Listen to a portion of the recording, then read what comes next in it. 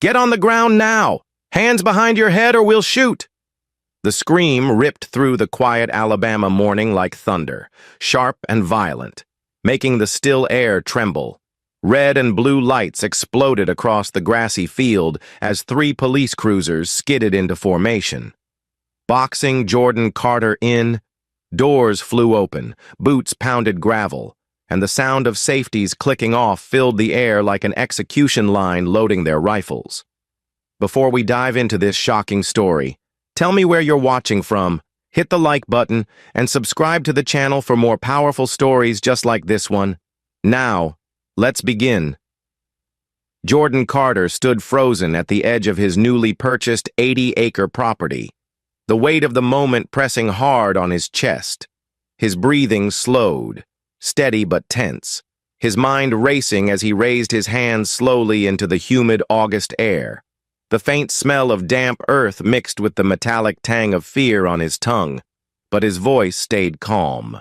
"My name is Jordan Carter," he said clearly, his deep tone steady, controlled. "I own this property. My papers are in the truck." Sergeant Derek Sullivan, a tall, broad-shouldered man with steel-gray hair and a jaw clenched tight as stone, stepped forward, his shadow stretching across the gravel. He narrowed his icy blue eyes at Jordan, his voice low, controlled, yet dripping with threat. "Owner? That's funny. This here's Thornton land. You're trespassing, and you better shut your mouth before things get ugly." Behind him, Deputy Mia Delgado barked louder, her hand gripping her Glock so tightly her knuckles turned pale. "Face down! Hands where I can see them!" Her voice cracked like a whip, sharp and unrelenting, each word soaked in aggression. Jordan felt his heart pounding, but 20 years as an FBI agent had taught him composure under fire. He wasn't here as a developer, as the cover story claimed. He was here on a covert mission, Operation Starfall, to investigate Cedarville's deep-rooted corruption. But that wasn't something Sullivan could know. He had to stay in character, calm, collected, and ordinary. He raised his voice slightly, enough to cut through the chaos without sounding confrontational. "I said, I own this land." Sullivan's lip curled into a mocking smirk, his voice loud enough for his deputies to hear. "You own 80 acres of prime Cedarville land? Don't make me laugh." He waved a hand at Delgado. "Search the truck. Let's see what this guy's really hiding." Delgado moved fast, her boots crunching over loose stones as she yanked open the driver's side door, tossing papers, receipts, and glove box contents onto the dirt. Her movements were jerky, urgent, too deliberate. Jordan watched her carefully, memorizing every step, every glance, every piece of evidence being staged. And then she froze, turning with triumph burning in her eyes, holding up a small plastic bag filled with white powder. "Drugs." "Sarge!" she shouted. "Got him!" The words landed like a thunderclap. Jordan's jaw clenched as his pulse roared in his ears. He knew exactly what was happening. This was a setup, a playbook he had seen in dozens of corruption cases: intimidation, planted evidence, coerced confessions, without hesitation. He subtly tapped the edge of his watch, activating the hidden recording system built into the band. The device silently transmitted his GPS coordinates and live audio feed directly to Director Elena Vasquez at FBI headquarters. Sullivan strode closer, looming over him, a predator circling its prey. Well, trespassing and possession? That's a bad look. "Carter, guess you're coming with us." He grabbed Jordan by the shoulder, spinning him around with force, slamming him against the hood of his truck. The cold metal bit into his cheek as Sullivan's knee dug into his back, pinning him hard. Pain shot up Jordan's spine, but he refused to give them the satisfaction of a reaction.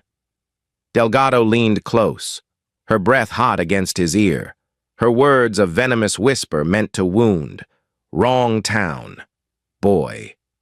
The sting of those words cut deep, heavier than the knee grinding into his ribs.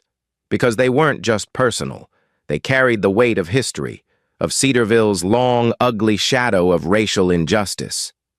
Jordan's mind flashed back to 1990, to his mother Evelyn being dragged out of a community meeting by these same uniforms, framed for disorderly conduct, imprisoned for 7 years to silence her activism.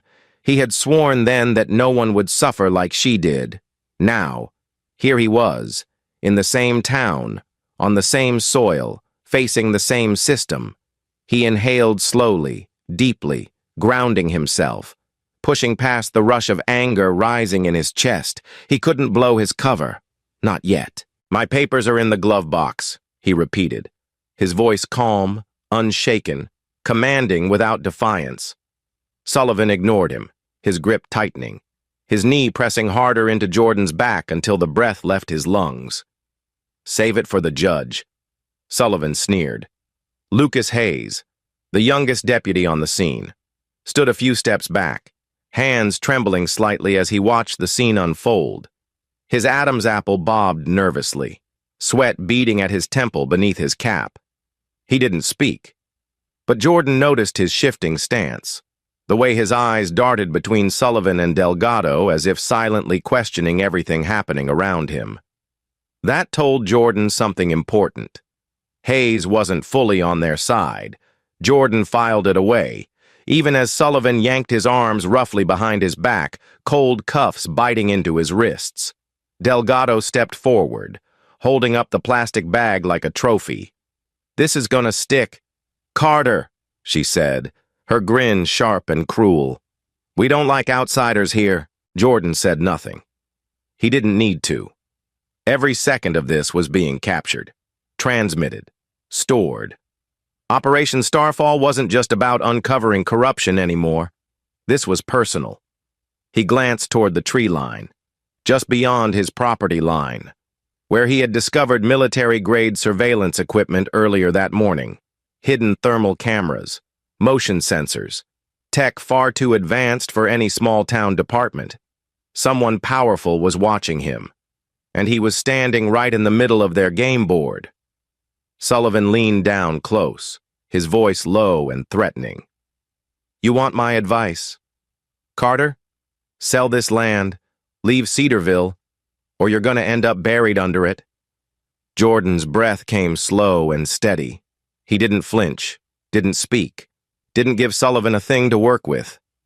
Behind him, Hayes finally stepped forward, his voice quiet but shaking. "Sarge, maybe we should verify his paperwork first, just to cover ourselves."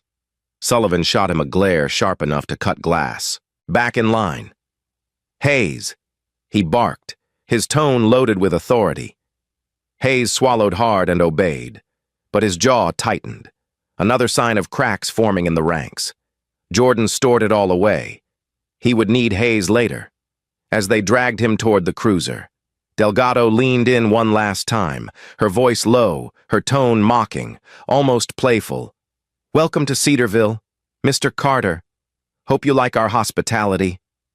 Jordan stayed silent, but inside, his resolve burned hotter than ever. This wasn't just a confrontation. It was a declaration of war. The town didn't know it yet, but everything was about to change, and the first battle had just begun. The door slammed shut behind him, and the sound echoed through the cold, dimly lit halls of the Cedarville Sheriff's Department. Jordan Carter sat cuffed to a metal chair inside a small, windowless room that smelled faintly of bleach and damp concrete, the overhead fluorescent light buzzing with a harsh, sterile glow. The table before him was scratched and dented, the kind of table built to intimidate rather than comfort. Across from him stood Sergeant Derek Sullivan, arms crossed, his icy stare locked on Jordan like a hunter sizing up his prey. Deputy Mia Delgado leaned against the wall with her Glock holstered, her arms folded tight, her eyes sharp and restless, waiting for the moment she could pounce. Jordan sat calm and silent, his breathing steady, his wrists still sore from the cuffs digging into his skin. Years of FBI training taught him that silence was a weapon. He would not waste a single word unless it served a purpose. But Sullivan didn't waste time. He slammed a thick folder onto the table, papers spilling out in a deliberate show of force. "You know," Sullivan began, his tone low but laced with venom. "Guys like you think you're smarter than the rest of us. You come down here from Birmingham, wearing your fancy watch, thinking you can buy 80 acres of Cedarville land without anyone asking questions." He leaned in, his breath hot, his words sharp. "So here's my question. Carter, how does a man like you afford property like this? Drug money? Fraud? What is it?" Jordan met his glare without flinching. "I already told you," he said calmly, his voice deep and measured. "I'm a developer. My papers are in the truck." Delgado barked out a bitter laugh, pacing the small room like a caged predator. "A developer. Huh? That's cute." She stopped abruptly, leaning on the table with both hands, her face inches from his. "You think you can come into Cedarville and pretend you belong here? People like you don't belong here. Carter, you don't fit." Her words hung heavy in the air, the unspoken racial undertone as sharp as a blade. Jordan didn't respond. Instead, he let the silence stretch, his gaze steady and unyielding, his recording watch capturing every word, every insult, every calculated threat. Deputy Lucas Hayes stood quietly near the door, his posture stiff, his expression tense. He looked younger than his badge suggested, his jaw clenched tightly as his gaze flicked nervously between Sullivan, Delgado, and Jordan. Hayes didn't speak, but Jordan caught the flicker of unease in his eyes, a tiny crack in the facade of loyalty. Sullivan slammed his hand against the table, the sound loud and deliberate, breaking the silence. "Here's how this works," he said, leaning closer. "We found drugs in your truck. That's enough to put you away for 5 years without blinking. You want to explain how that happened? Or you want me to make sure you disappear before sunrise?" Delgado smiled coldly at the threat, her arms crossed tightly. Jordan kept his breathing even, his voice calm. "I don't do drugs," he said simply, "and those weren't in my truck when I parked it." Delgado's laugh was sharp, mocking, and cruel. "Sure. Carter, keep telling yourself that. You're not the first big-talking outsider who thought he could outsmart Cedarville PD." Her voice dropped to a whisper meant to sting. "They all leave here the same way. Broken." Jordan leaned back slightly in his chair, his silence deliberate, his expression controlled, giving them nothing to feed on. That restraint seemed to agitate Sullivan even more. "You think this is a game?" Sullivan growled, leaning down until his face hovered inches above Jordan's. "You're gonna learn quick. Boy, that Cedarville belongs to us. You either play by our rules, or you don't play at all." For the first time. Hayes shifted uncomfortably, clearing his throat softly. "Sarge," he started, his voice quiet but trembling slightly. "Maybe we should run his papers first, just to cover ourselves." Sullivan whipped his head around so fast that Hayes flinched. "You questioning me? Rookie?" Sullivan's voice cut through the air like a whip, his tone full of authority and warning. Hayes swallowed hard and stepped back into silence, his hands behind his back. But Jordan saw it, that moment of hesitation, the sliver of doubt. That was leverage. Suddenly, Delgado tossed a manila envelope onto the table, sliding it toward Jordan. Inside were photographs, aerial shots of his land, close-ups of his truck, even zoomed-in images of his cabin's windows. Jordan glanced down, his stomach tightening slightly, but his face remained neutral. He knew surveillance when he saw it, and this was far beyond what a rural department like Cedarville could afford. Military-grade cameras, motion sensors, thermal imaging. Someone far more powerful than Sullivan was orchestrating this. Delgado leaned in, her voice low, taunting. "You see these? You're being watched. Carter, every move you make, every step you take. You think this is about a little piece of land? She smirked. You're standing on history, and history doesn't belong to you. Jordan's jaw tightened imperceptibly, but he didn't take the bait. He leaned forward slowly, his deep voice calm, steady, deliberate. You're making a mistake, he said. Sullivan laughed, but it was cold, humorless, full of arrogance. The only mistake I see, he spat, is you thinking Cedarville's gonna let someone like you walk in here and take what's ours? Delgado's phone buzzed, and she checked it quickly, her expression shifting almost imperceptibly before she schooled it back to neutral. Jordan caught it. Something was happening outside this room. He subtly tapped his watch twice, sending a coded alert to Director Elena Vasquez, a silent call for backup, across the table. Sullivan leaned back in his chair, arms folded, as if savoring his control of the situation. But Jordan noticed the cracks forming. Hayes' unease, Delgado's hidden tension, Sullivan's forced composure. He knew one thing for certain. Whatever Cedarville PD thought they were doing, they had no idea what storm they were walking into. 10 minutes later, Sullivan stepped out to take a phone call, leaving Delgado to circle the room like a restless predator. She stopped suddenly, leaning close enough that Jordan could see the faint scar along her jawline. You think you're clever, don't you? She hissed, her tone sharp with resentment. You think you're better than us, with your fancy truck and your clean shoes. But let me tell you something. Carter, Cedarville doesn't want you here. Her words were heavy, deliberate, laced with something deeper than hostility. Jordan finally looked up, meeting her stare dead on, his voice low, even, unshaken. I'm not here to play games. Deputy, for a moment. Delgado's smirk faltered, replaced by something harder, more personal. But before she could respond, the door creaked open, and Hayes stepped forward quietly. Placing a small paper cup of water on the table, he avoided eye contact.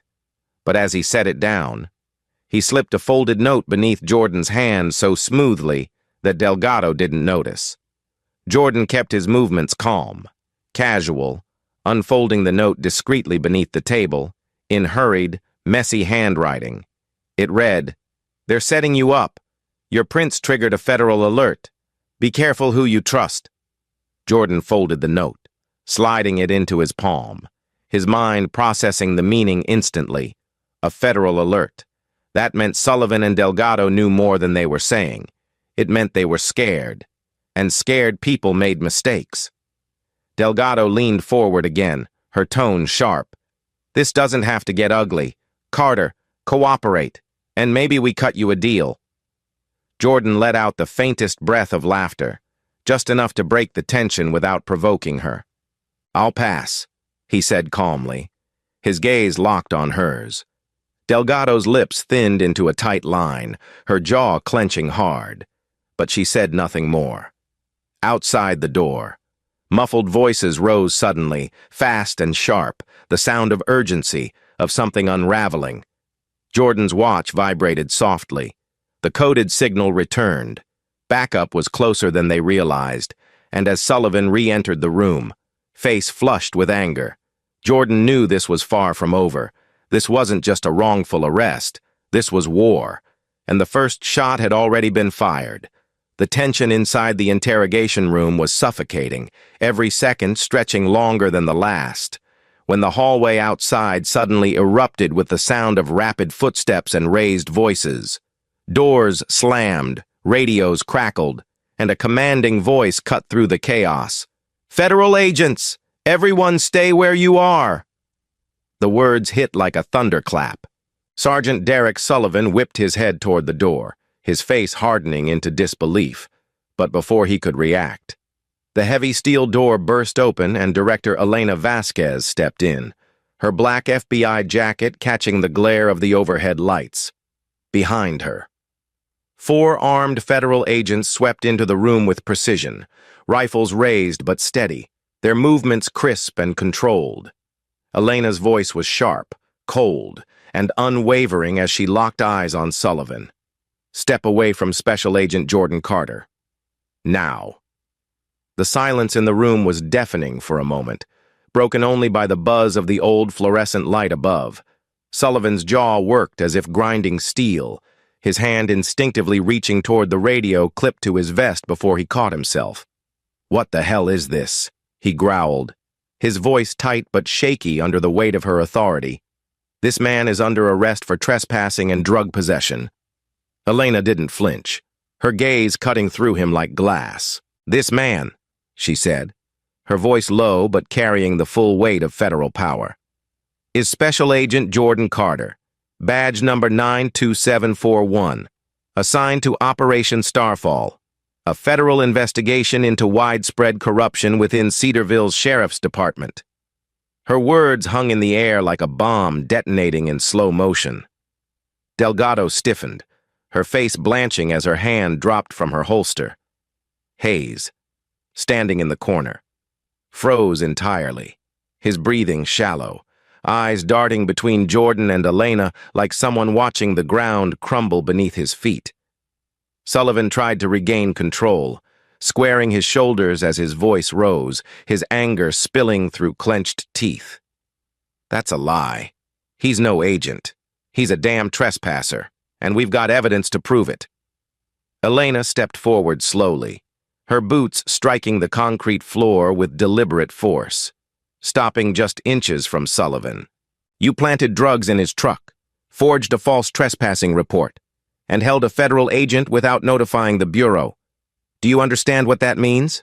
Sergeant, that's obstruction of justice, violation of civil rights, and conspiracy against the United States government."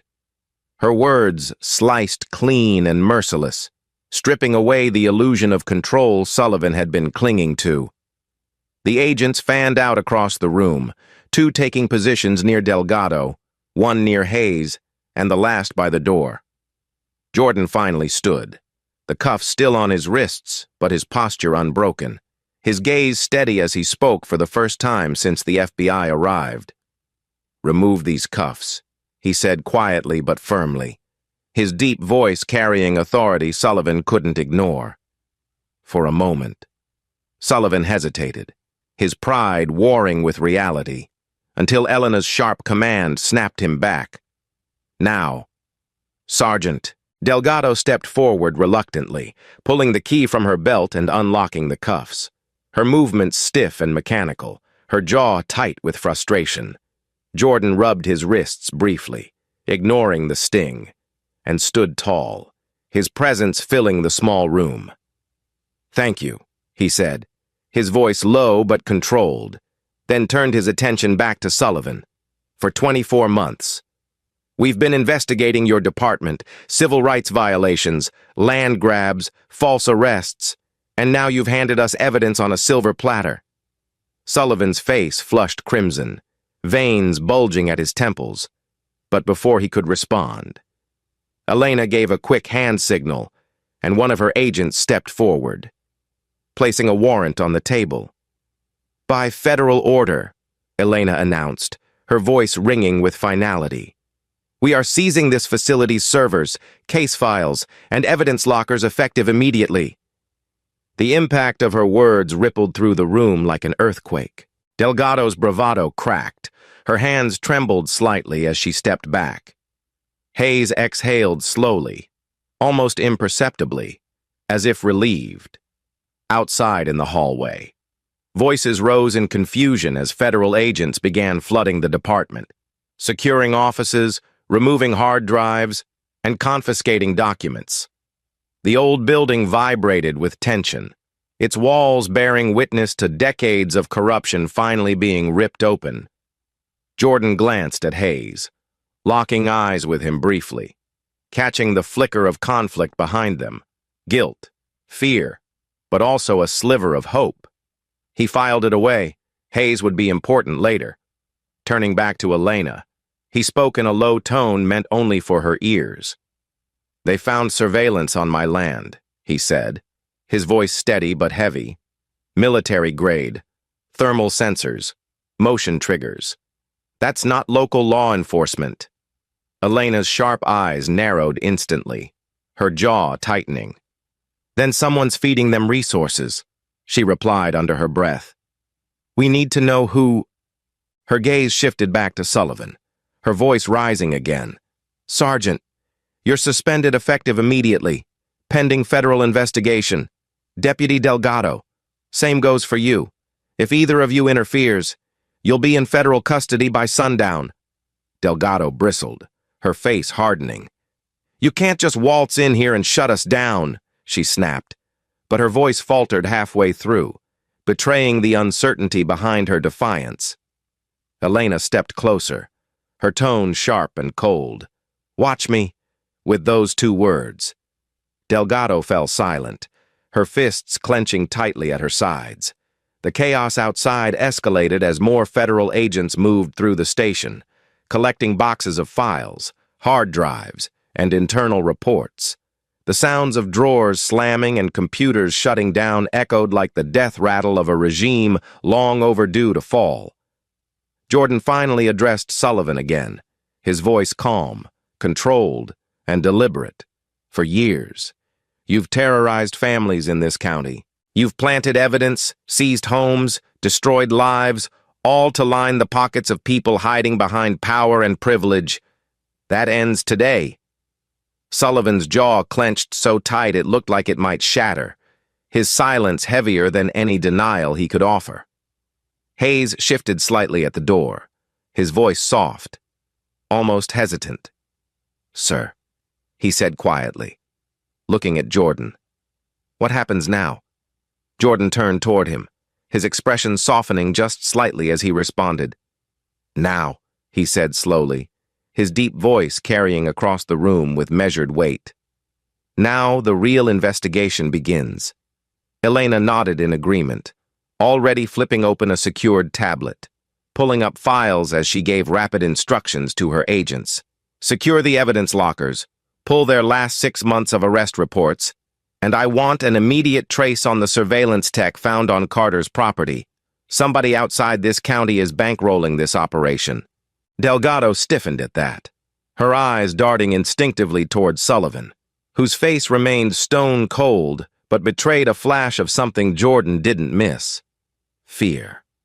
Hayes caught it too, his brows furrowing slightly, his mind working fast. He stepped forward tentatively, his voice low but firm. If you want the truth, he said, glancing at Jordan. I can help you. I've seen things here, things I shouldn't have.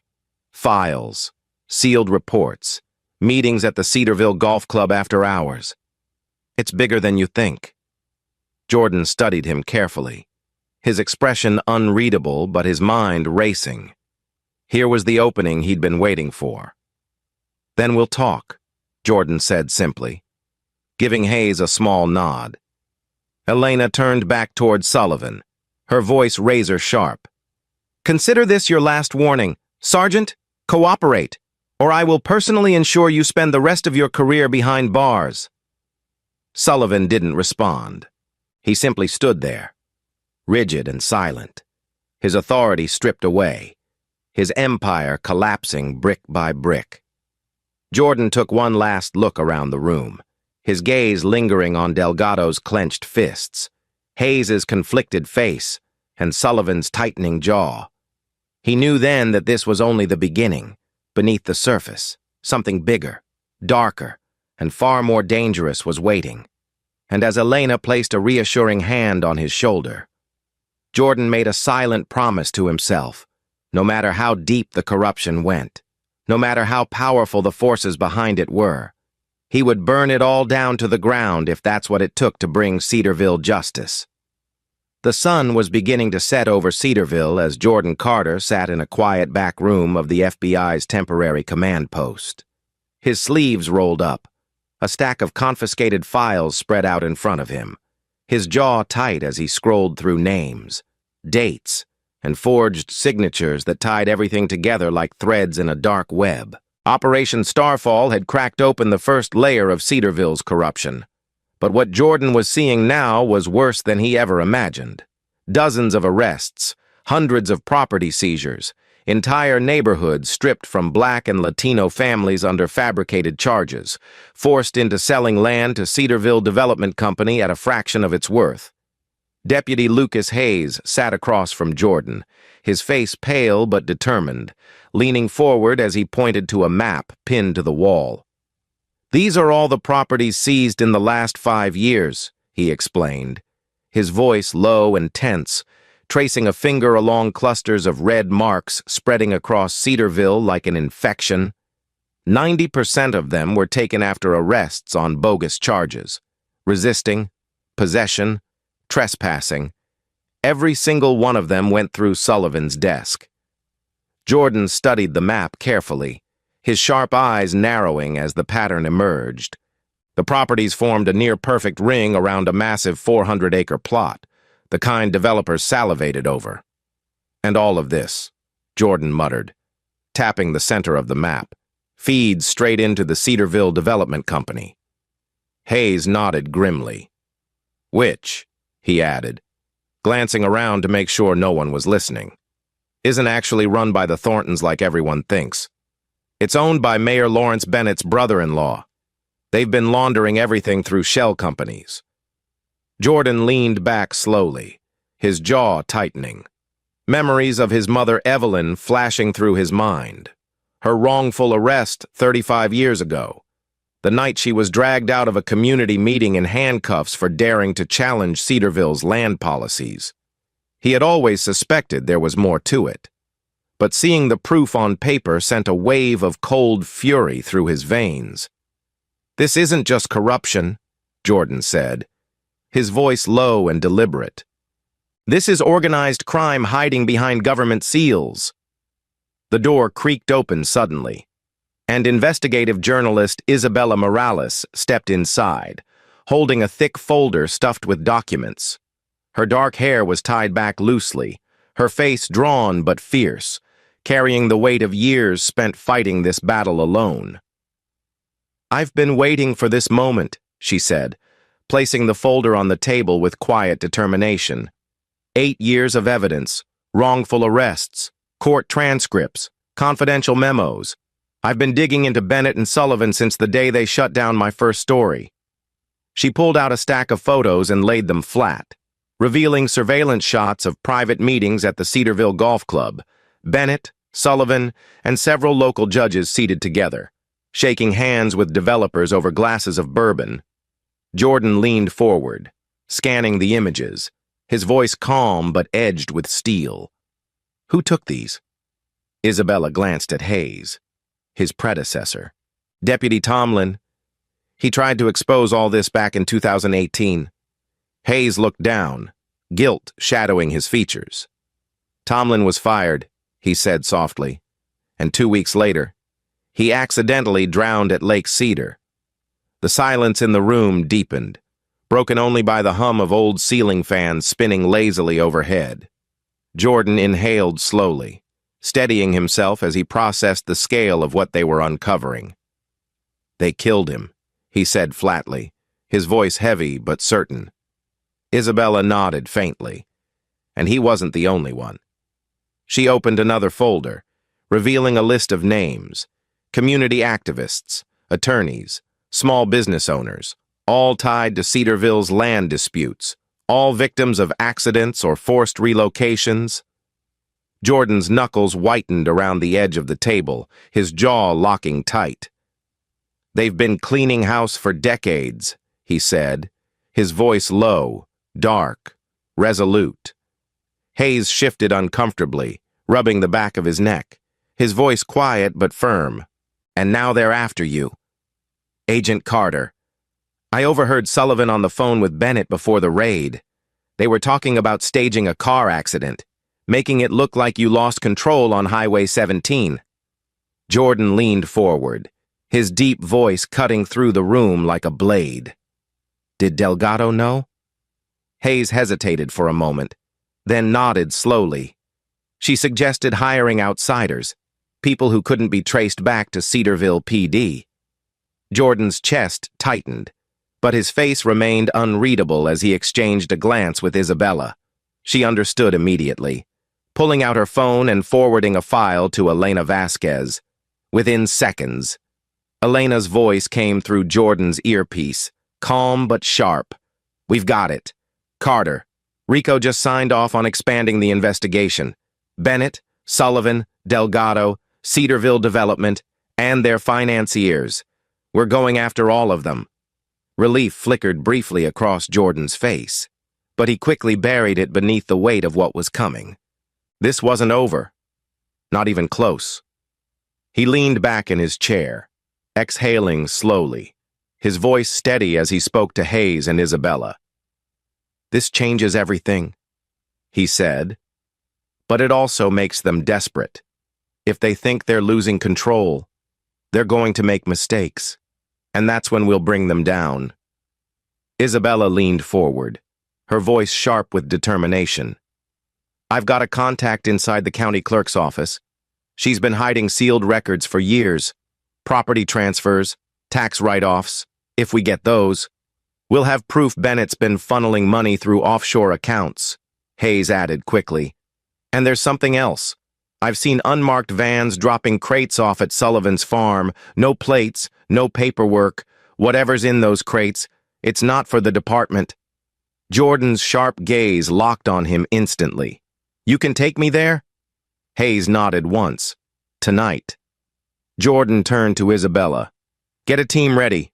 We'll document everything, but we move quiet. If we spook them too early, they'll burn the evidence."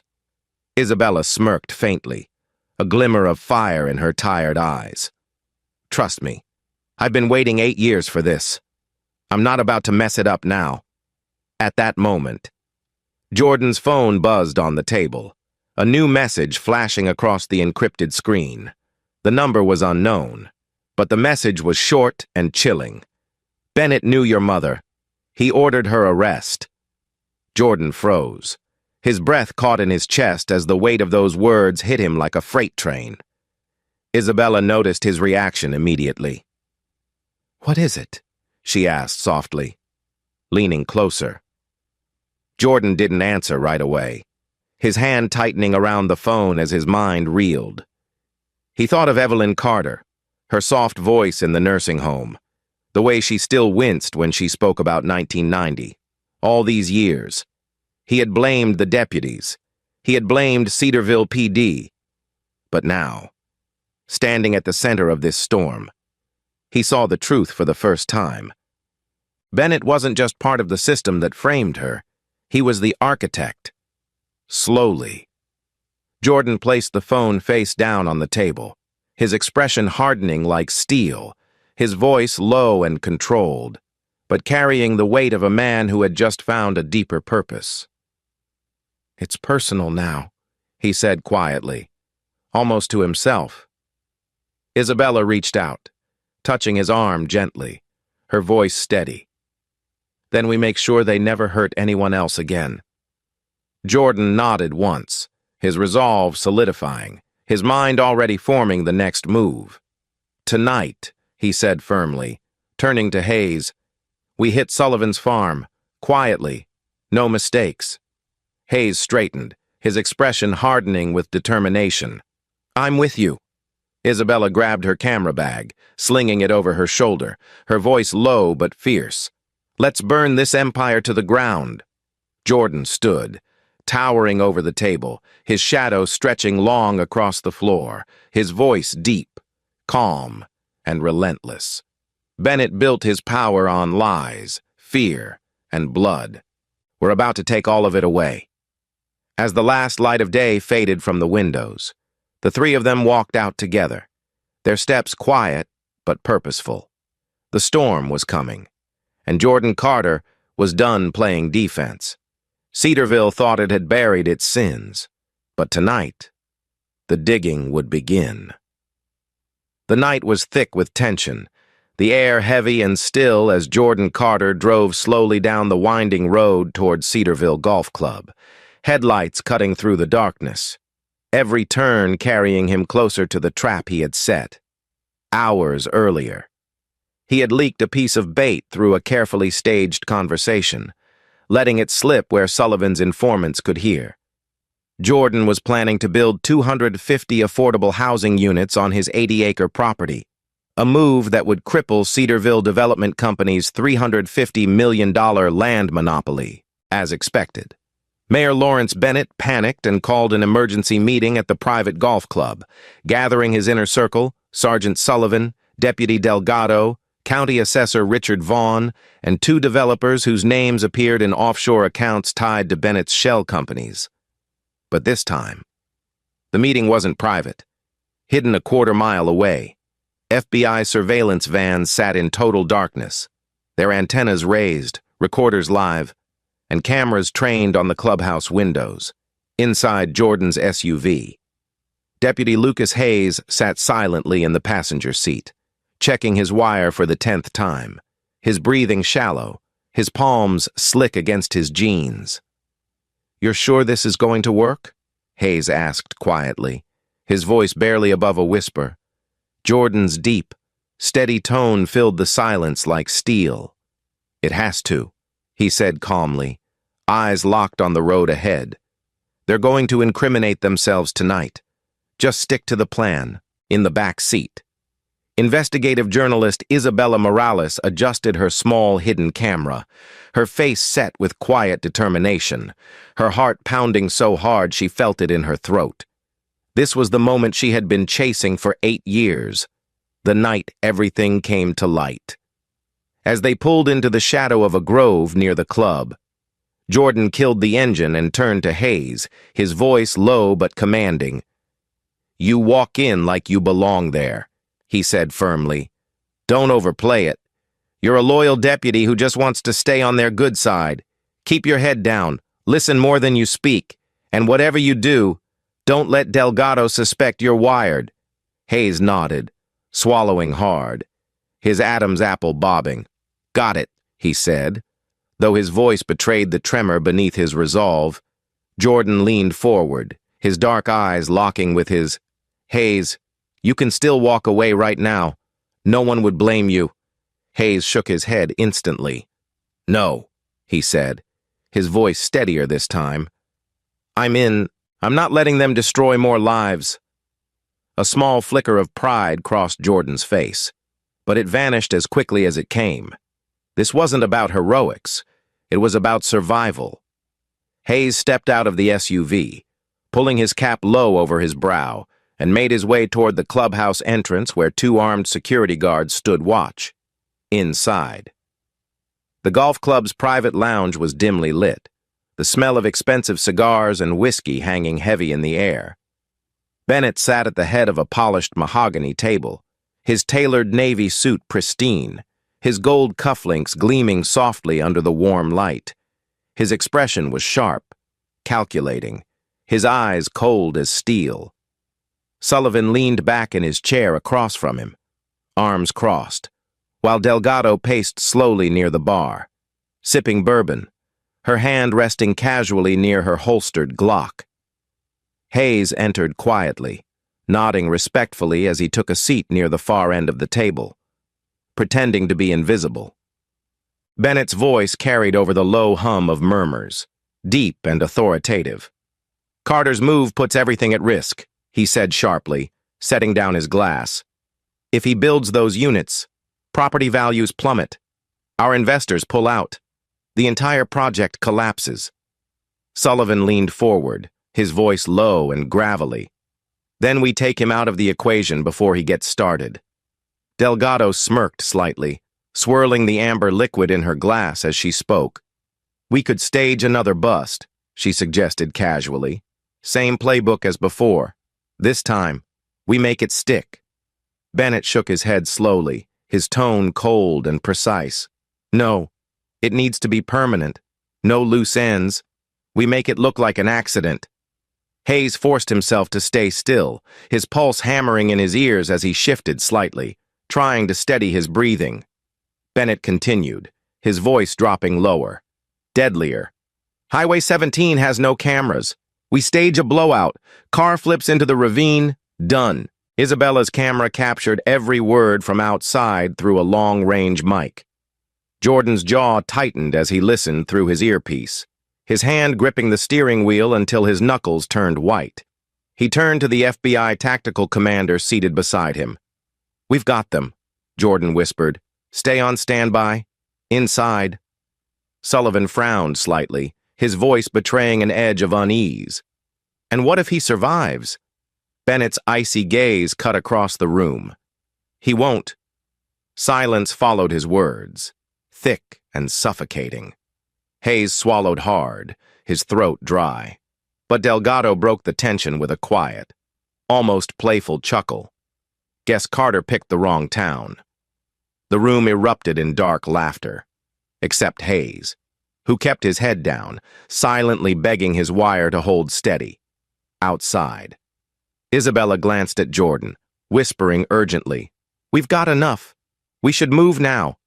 But Jordan shook his head firmly, his deep voice low and resolute.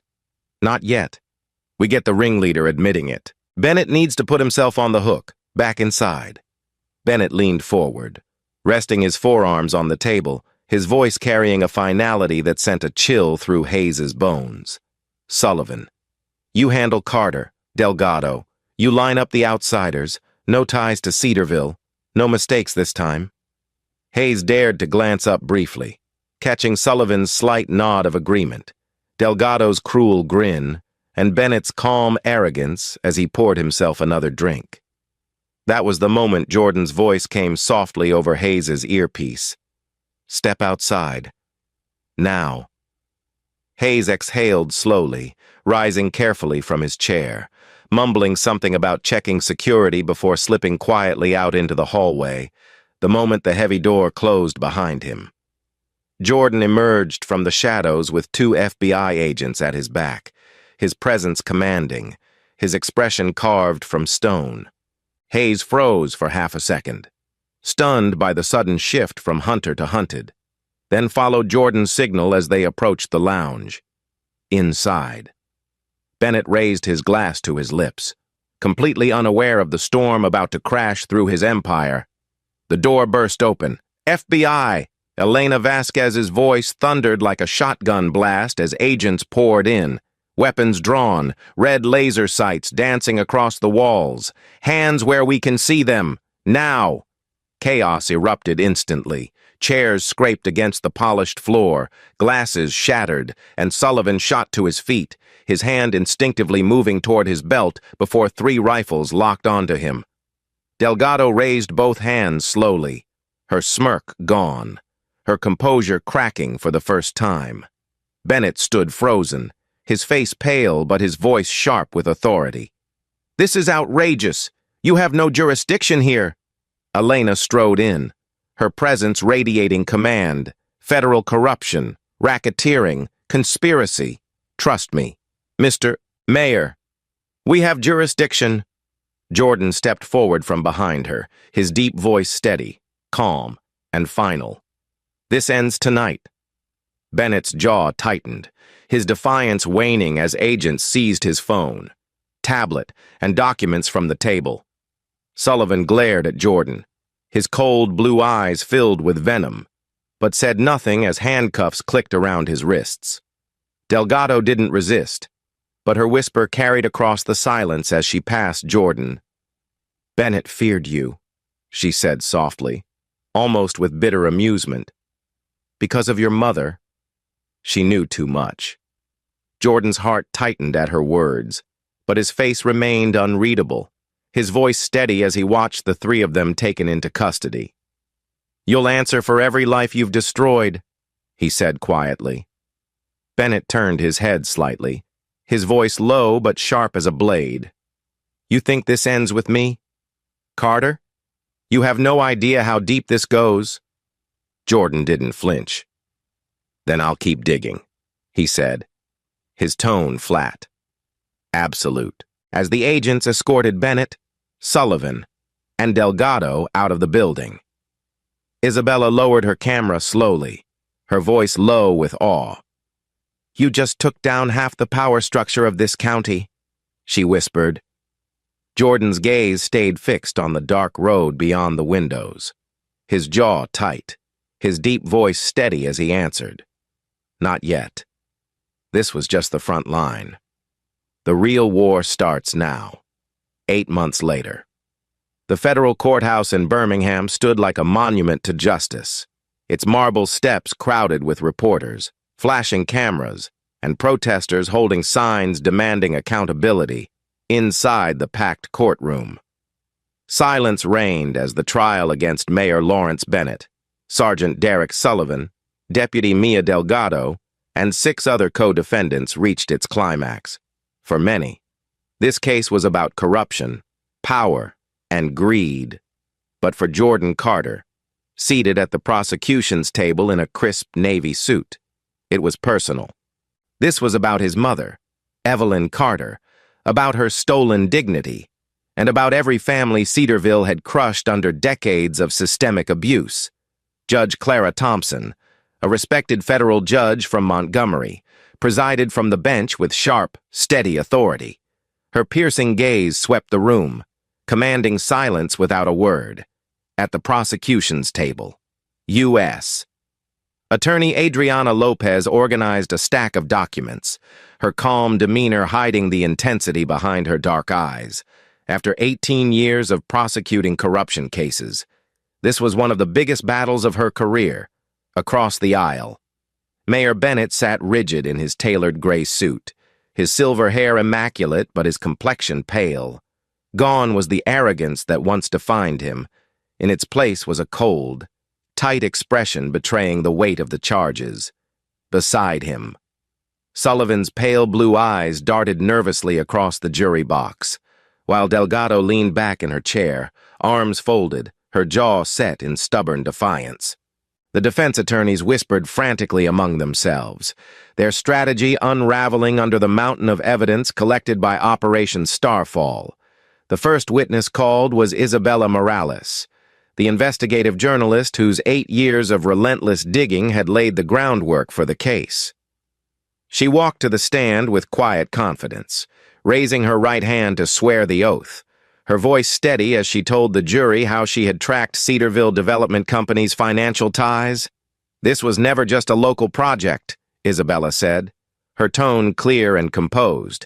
Mayor Bennett and his associates coordinated a network of wrongful arrests and forced property sales, funneling seized land through shell companies connected to his family. We traced over $78 million through offshore accounts tied directly to Bennett. Adriana projected documents on the evidence screen, photographs, memos, bank statements, each one landing like a hammer blow. The jury leaned forward, silent and tense, absorbing every detail. When Bennett's attorney tried to discredit Isabella during cross-examination, accusing her of bias, she met his challenge with calm strength. "I didn't create these numbers," she said firmly. "I followed the money. And the money led right here." The prosecution's next witness was Deputy Lucas Hayes, wearing his uniform. He looked younger than his 27 years, his hands clasped tightly as he sat before the jury. His voice trembled at first, but grew steadier with each word. "I joined Cedarville PD to protect people," he said softly. "But I saw early on how wrong things were.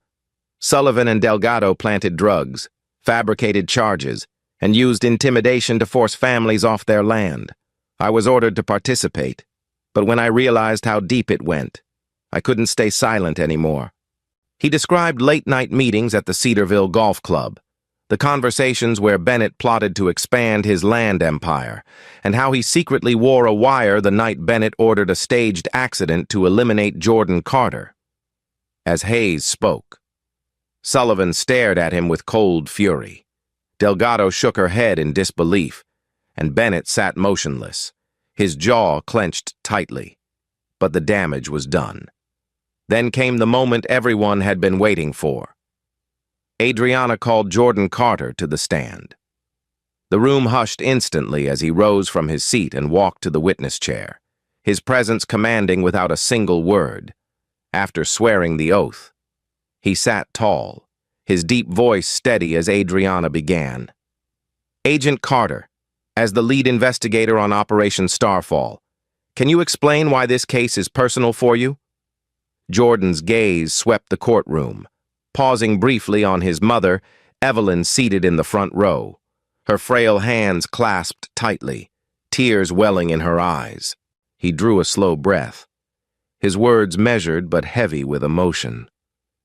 35 years ago, my mother was arrested during a community meeting while advocating for minority families being pushed off their land. She spent 7 years in prison for charges fabricated by this same department. Obstruction, disorderly conduct, all lies meant to silence her voice. His deep voice hardened as his eyes locked on Bennett.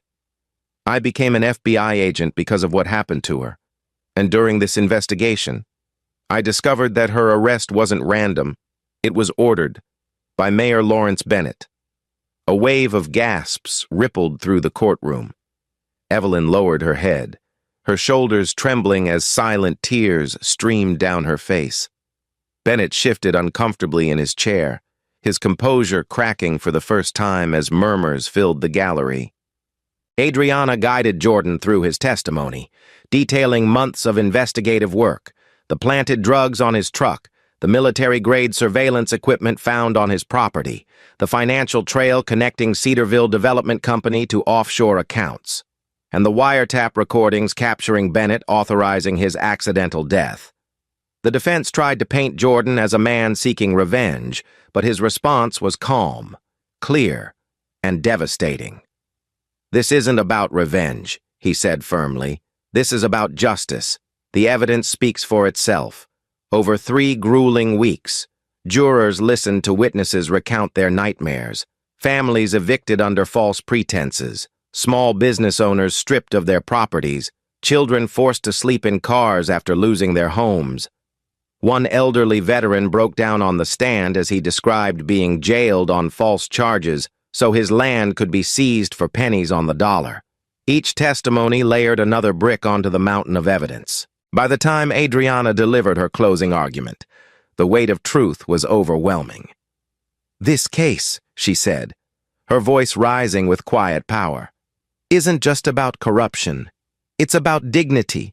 It's about the abuse of power against the most vulnerable among us. For decades, these defendants exploited their badges and offices to destroy lives for profit.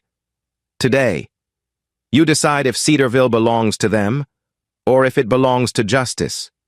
The jury deliberated for just 4 hours before returning with their verdict. The courtroom held its breath as Judge Clara Thompson read aloud, her voice firm and steady. On 52 counts, including racketeering, conspiracy, obstruction of justice, and civil rights violations, we find the defendants guilty. A ripple of emotion swept through the room. Bennett sat frozen, his pale face slack with disbelief. Sullivan's hands shook slightly as deputies moved toward him, while Delgado exhaled slowly, lowering her head at last. In the front row, Evelyn covered her mouth with both hands, her tears unstoppable. Jordan stepped down from the stand and crossed the courtroom slowly, kneeling beside her, taking her fragile hands gently in his. Her voice cracked as she whispered, "I'm proud of you, son." Jordan's deep voice trembled slightly, the first crack in his composure all day. "We did it, Mama," he said softly. "Your name is clear." The summer sun dipped low over Cedarville, painting the sky in hues of gold and amber, as the once divided town gathered on the wide, open grounds of Jordan Carter's 80-acre property. 8 months had passed since the trial, but its impact still rippled through every street, every home, every life. The verdict had shattered the old power structure, ending decades of fear and silence. Mayor Lawrence Bennett was serving a 40-year sentence in federal prison.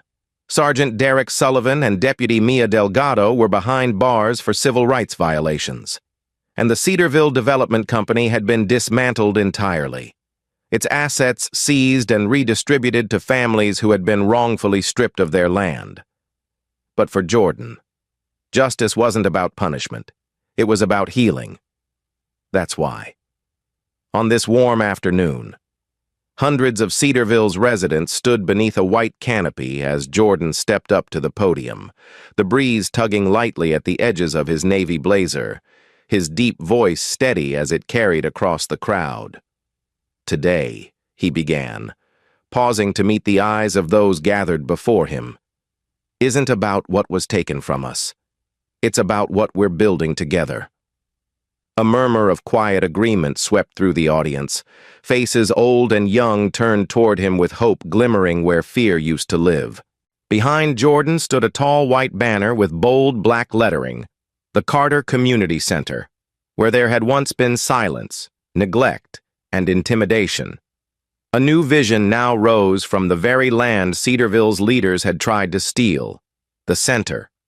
Funded partly by seized assets and partly by federal grants secured through Operation Starfall, would serve as a sanctuary for education, legal aid, and opportunity.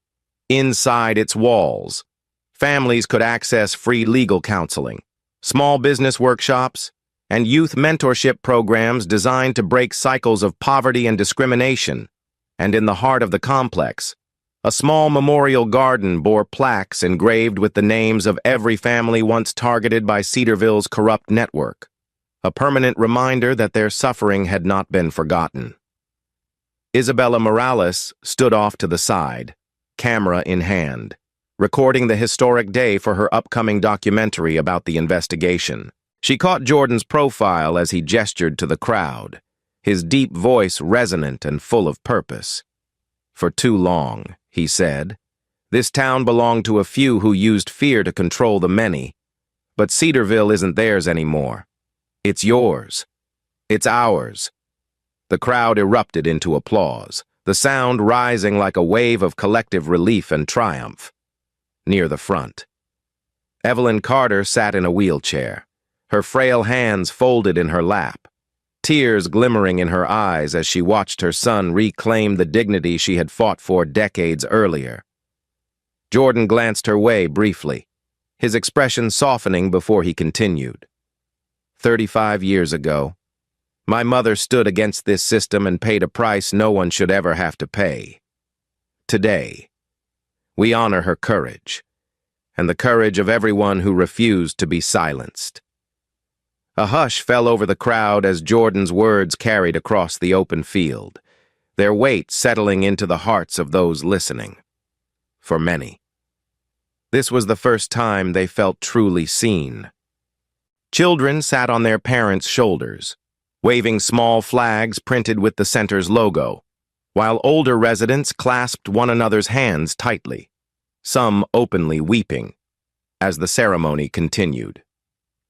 Newly appointed Sheriff Maria Alvarez stepped to the podium beside Jordan, appointed after Sullivan's conviction.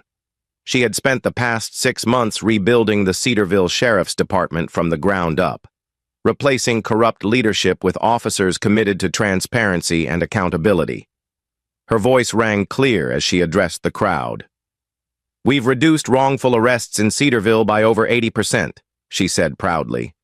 "And we've launched a citizens' oversight board to make sure this department serves the people, not itself."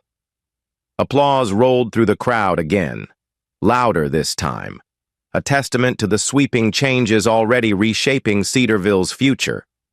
After Alvarez spoke, Jordan returned to the microphone, his tone gentler now, warmer. "Justice isn't just about holding people accountable," he said. "It's about giving people the tools to rebuild what was lost. It's about investing in our kids, supporting our families, and protecting the rights of every person who calls Cedarville home." The Carter Community Center embodied that promise. In its first phase, it offered free tutoring programs for children from low-income families, job training initiatives for adults seeking employment, and mental health counseling for those scarred by years of intimidation and abuse. Within 6 months, over 200 residents had enrolled in new certification programs, and more than 40 small businesses had received startup grants funded directly from the assets seized during the investigation. For Jordan, though, the most meaningful part of the center wasn't the statistics. It was the conversations. Every week, He met with families who had once been his mother's neighbors, people who had endured the same injustices Evelyn fought against decades ago. They came carrying stories of struggle and resilience, and together they began rewriting Cedarville's history, one voice at a time. Later that afternoon, after the ceremony ended, Jordan walked slowly along a stone pathway through the memorial garden, Evelyn's wheelchair rolling gently beside him as Isabella followed with her camera. Evelyn's hand brushed lightly over one of the plaques, her voice soft and trembling. "So many names," she whispered. Jordan looked down at her, his deep voice quiet but steady. "And not one forgotten," he said. Evelyn nodded, tears slipping silently down her cheeks, and Jordan knelt beside her, resting a hand on hers. "Mama," he said softly, his voice breaking just slightly. "This is what we fought for. This is what you fought for." She smiled faintly, her frail fingers tightening around his. "No, son," she whispered. "This is what you built." As the sun dipped below the horizon, its last golden rays bathing the Carter Community Center in warm light, Jordan stood before the building, hands clasped behind his back, his heart steady, his purpose clear. Cedarville had been broken by greed and corruption, but now, brick by brick, it was healing. And though the fight for justice was far from over, one thing was certain: Cedarville's future no longer belonged to fear. It belonged to the people. Jordan turned slightly, watching as children ran across the grass, their laughter ringing through the air, and for the first time in decades, he allowed himself to breathe deeply, free of the weight he had carried since he was a boy. The land once stolen, once tainted by betrayal and abuse, now stood as a beacon of hope, reborn through sacrifice, resilience, and unity. And as dusk settled over the town, Jordan whispered to himself, almost as a promise, "Cedarville, we're home again." Thank you for watching this story. Don't forget to like, subscribe, and turn on the notification bell so you never miss our next powerful story.